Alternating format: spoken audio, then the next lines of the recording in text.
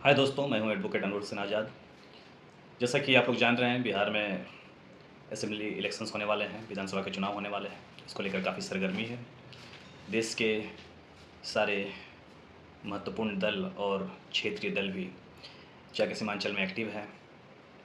BJP, Congress, स्थानीय दल जैसे आरजेडी और अन्य क्षेत्रीय दल जैसे एमआईएम सब सीमांचल में अपने पैठ बनाने की कोशिश कर रहे हैं। और सीमांचल में जो सुरजापुरी मुसलमान एक बड़ी आबादी है, जो किशनगंज, पूर्णिया, अररिया, कटिहार में बसते हैं। इसके अलावा वो बंगाल में भी बसते हैं, उत्तर दिनाजपुर, दक्षिण दिनाजपुर, मालदा, कोच बिहार, जलपाईगुड़ी इत्यादि क्षेत्र तक को फैले हुए हैं। कहा जाता है कि वो असम में भी इनकी अच्छी खासी आबादी है, जो वहाँ के देसी मुसलमानों की आबादी में घुल मिल से गए हैं। सीमांचल क्षेत्र में इनकी आबादी बताया जाता है कि 24 लाख है और असम के देसी मुसलमानों की आबादी 21 लाख है। कहा जाता है कि उनमें भी अच्छी खासी संख्या सुरजापुरी मुसलमानों की भी है, जिन्हें वहाँ देसी कहा जाता है, देसी मुस्लिम कहा जाता है। और बंगाल में जो ये पट्टी है, कोच बिहार, जलपाईगुड़ी, उत्तर दिनाजपुर, दक्षिण दिनाजपुर से लेकर के मालदा तक मुस्लिम आबादी सुरजापुरी मुसलमानों की काफ़ी ज़्यादा है। कहा जाता है कि इनकी आबादी वहाँ पर 35 से करीब 60 लाख के बीच हो सकती है। एग्जैक्ट सूचना तो नहीं है, अलग अलग सोर्सों के हिसाब से 35 से 60 लाख है। और बिहार के सीमांचल में इनकी आबादी ऑलमोस्ट 24.5 लाख 25 लाख हाल के जातिगत जनगणना के हिसाब से है, जो कि काफ़ी ज़्यादा भी हो सकती है। स्थानीय नेता बताते हैं कि काफ़ी रिजर्व आंकड़े हैं। अगर सही से गणना की जाए तो ये 35 से 40 लाख के बीच हो सकती है। तो बिहार में चुनाव है, सीमांचल में मुस्लिम वोटों को साधने की रणनीति चल रही है। अलग अलग वादे किए गए हैं अलग अलग समय में सीमांचल के सुरजापुरी मुसलमानों से। तो आखिरकार सुरजापुरी मुसलमान हैं कौन लोग? सुरजापुरी मुसलमान सीमांचल में बसे हुए जो लोग हैं, ये सब एक समय में बंगाल प्रांत था। उस समय सल्तनत काल और मुगलिया काल में जो लोग आके बसे थे, इनमें सूफी संत थे, सिपाही थे, व्यापारी थे, जो मुस्लिम थे, अलग अलग जगहों से आके बसे थे। स्थानीय जातियों जनजातियों के साथ वो लोग मिल करके एक अलग कल्चर को उन्होंने जन्म दिया, जो आज सुरजापुरी मुसलमान हैं। तो सुरजापुरी मुसलमान अपने रूट्स सल्तनत काल से लेकर मुगलिया काल तक से लेकर अभी तक तलाश करते हैं। और सुरजापुरी मुसलमानों को नासिया शेख कहा जाता है बंगाल में। वो काफ़ी हद तक सुरजापुरी से मिलते जुलते डायलेक्ट ही बोलते हैं और आपस में बंगाली भी बोलते हैं। और असम में इनकी एक अच्छी खासी आबादी है, जो Goalpara district, Dhubri district, Kamrup district तक फैले हुए हैं। वहाँ पर सुरजापुरी भी बोलते हैं और स्थानीय सुरजापुरी से मिलता जुलता भाषा है, राजवंशी भाषा बोल सकते हैं उसे, या कामतापुरी भाषा भी बोलते हैं। तो ये सुरजापुरी एक होमोजेनस ग्रुप है, जिनमें थोड़े थोड़े वेरिएशंस हैं। और काफ़ी हद तक बिहार के अंदर सीमांचल में ये एक होमोजेनस ग्रुप है, जिनका अच्छा खासा वोट बैंक पे सारी पार्टियों का नज़र है।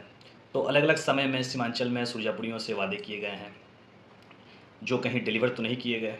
अब तक एक भी डिलीवर नहीं किया गया। सीमांचल को अलग एक विकास का जोन बनाने के लिए सीमांचल डेवलपमेंट अथॉरिटी, जो वहाँ का इंफ्रास्ट्रक्चर, एजुकेशन और हेल्थ के रूप में हेल्थ को बढ़ाने के लिए, हेल्थ को डेवलप करने के लिए काम करेगी, ऐसा बोल करके तेजस्वी ने कहा कि अगर वो पावर में आए तो ऐसा करेंगे। लोकसभा चुनाव से पहले उन्होंने कहा था। वो बिहार में काफ़ी टाइम तक आरजेडी की सरकार रही थी पास्ट में, फिर नीतीश के साथ मिलकर भी आरजेडी ने सरकार चलाया, लेकिन अब तक सीमांचल के लिए, सीमांचल के मुसलमानों के लिए कुछ ऐसा नहीं किया गया है। और सुरजापुरी मुसलमान जो एक डोमिनेंट कम्युनिटी है, ख़ास करके उनके लिए कुछ नहीं किया गया है। वो डोमिनेंट है आबादी के हिसाब से, एजुकेशनली और जॉब के मायने में, सरकारी हिस्सेदारी में, भागीदारी में, राजनीतिक भागीदारी में वो तो नगण्य है। उनका देखा जाए तो सरकारी जॉब में हिस्सेदारी सुरजापुरी मुसलमानों का 0.69% ही है।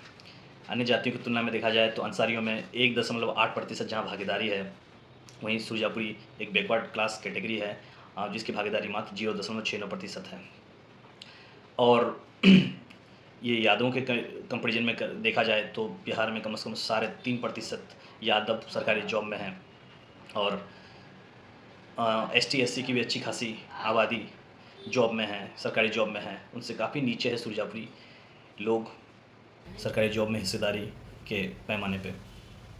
और शिक्षा में भी देखा जाए तो शिक्षा की स्थिति बहुत बुरी है सुरजापुरी मुसलमानों में, 21 से 22%। सुरजापुरी मुसलमान प्राइमरी एजुकेशन कंप्लीट कर पाते हैं। लिटरेसी बहुत डाउन है, 10 से 11%। सुरजापुरी मुसलमान 10वीं पास कर पाते हैं। तो ये तो स्थिति है। मास माइग्रेशन का समस्या है, काफ़ी ज़्यादा लोग वहाँ से पलायन करके अलग अलग शहरों में जाके रोजी रोटी कमा रहे हैं ताकि गांव में उनके परिवार को वो पैसे भेज सकें। और तेजस्वी तो मुस्लिम रिजर्वेशन का भी मांग करते हैं। तो सोचने की बात यह है कि मुस्लिम रिजर्वेशन में सुरजापुरी कहाँ एग्जिस्ट करेंगे। जैसे ओबीसी रिजर्वेशन में अगड़ी ओबीसी जातियाँ ही सारा फ़ायदा ले जाती है, निचले स्तर के ओबीसीयों को कुछ नहीं मिल पाता है। तो क्या मुस्लिम रिजर्वेशन में भी अशराफ और पसमानदा के बीच बंटवारा कुछ इसी तरह से होगा क्या? पसमानदा और अगड़ी मुस्लिम जातियों के बीच में बिहार में एक राजनीति अलग चल रही है। कुछ संगठन हैं जो इस चीज़ को उठा रहे हैं। देखा जाता है कि शेख, सैयद, पठान जो अगड़ी जातियां हैं उनमें सरकारी नौकरी में भागीदारी का स्तर काफ़ी ऊंचा है सुरजापुरी मुसलमानों के कंपैरिजन में। तो क्या मुस्लिम रिजर्वेशन कल को अगर राज्य में लागू होता है, सुरजापुरी मुसलमानों को कुछ उसमें मिल पाएगा? क्या सुरजापुरी एनेक्सर 2 में जो भी दर्ज हैं उसे एनेक्सर 1 में लाया जाएगा, अत्यंत पिछड़ा जाति में दर्ज किया जाएगा? इसको लेकर तेजस्वी को अपना स्टैंड क्लियर करने की ज़रूरत है। और नीतीश कुमार ने सुरजापुरियों का पहचान को राज्य स्तर पे, राष्ट्रीय स्तर पे ले जाने के लिए, सुरजापुरी भाषा को एक पहचान दिलाने के लिए सुरजापुरी एकेडमी की घोषणा किया था नीतीश कुमार जी ने, जो अब तक पूरा नहीं हुआ। उसको लेकर के कोई काम चालू नहीं है। वादा किए हुए 2-3 साल हो गया। सुरजापुरी और बज्जी का जो अलग अलग डायलेक्ट हैं बिहार में बोले जाने वाले, इनके लिए उन्होंने एकेडमी इस्टेब्लिश करने की घोषणा की थी। जैसे मैथिली और अन्य भाषाओं के लिए एकेडमी चलती है, उन भाषाओं को प्रमोट करने के लिए। तो इस मायने में कुछ नहीं हुआ है, इस तर्ज पे कुछ भी नहीं हुआ है।